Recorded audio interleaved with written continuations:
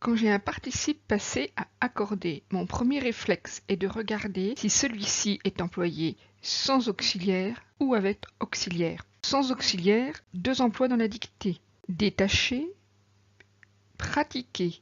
2 participes passés qui vont donc s'accorder comme un adjectif qualificatif en genre et en nombre avec le nom caractérisé. Détacher caractérise le nom Pierre. Pierre féminin pluriel, détaché et ES. Pratiquer caractérise le nom excavation, féminin singulier, pratiquer et E. Il y a une autre occurrence dans le texte d'un participe passé employé avec l'auxiliaire. Et cet auxiliaire, c'est avoir. La règle, c'est que je dois chercher son complément d'objet direct et pour que le participe s'accorde, il faut que celui-ci soit placé devant le verbe. Faites l'ouverture qu'il avait lui-même faite, je cherche le complément d'objet direct. Il avait fait quoi? Q apostrophe. Voilà mon complément d'objet direct. Il est bien placé devant le verbe. Il est pronom relatif, donc en tant que pronom, il est mis pour, et ici il est mis pour le nom ouverture. Ouverture féminin singulier, d'où le féminin de faites, T, E.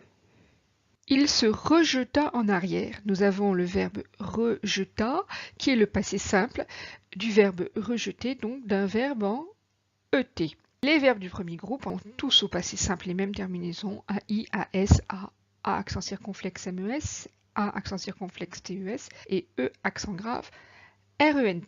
Le verbe rejeter en cela obéit à la règle.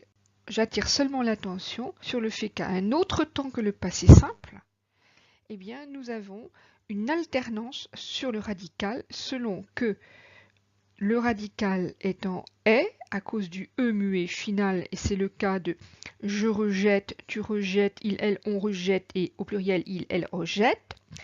Le E final est muet, et l'incidence de ce E final muet, c'est que la syllabe d'avant est ouverte.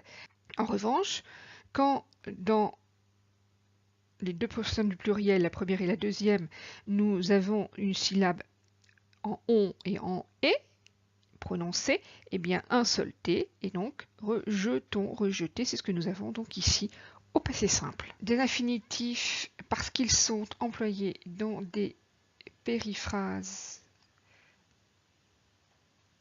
verbales, souvent de verbes, venez de s'ouvrir va nous donner par exemple passé immédiat, ne pouvez mesurer ici, c'est plutôt une valeur modale. Le cas de l'infinitif paraître est plus compliqué, plus difficile, parce qu'il rentre dans la composition d'une proposition subordonnée infinitive, qui est une complétive. Et pourquoi y a-t-il une proposition subordonnée infinitive? Parce que 1, j'ai comme centre de ma proposition un infinitif, que j'ai un sujet propre, qu'est-ce qui paraît? Une tête, et que cette proposition subordonnée infinitive eh bien, est régie par un verbe de perception ici, qui est un verbe de la proposition principale. Le verbe voir, c'est bien un verbe de perception. Pas de difficulté pour s'ouvrir et paraître pour écrire l'infinitif puisqu'il s'entend. Plus difficile, évidemment, quand il s'agit d'un infinitif du verbe du premier groupe en et l'infinitif, eh bien, c'est ER. Une masse de terre et de pierres détachées. Alors ici, 2 compléments déterminatifs, 2 compléments du nom. Je constate que le premier complément déterminatif est le deuxième. Tous les deux pourtant compléments du nom masse n'ont pas le même nombre. Eh bien, cela est dû au bon sens. Une masse de terre singulier. Et de pierres détachées, ici le bon sens, eh bien, nous fait comprendre le pluriel.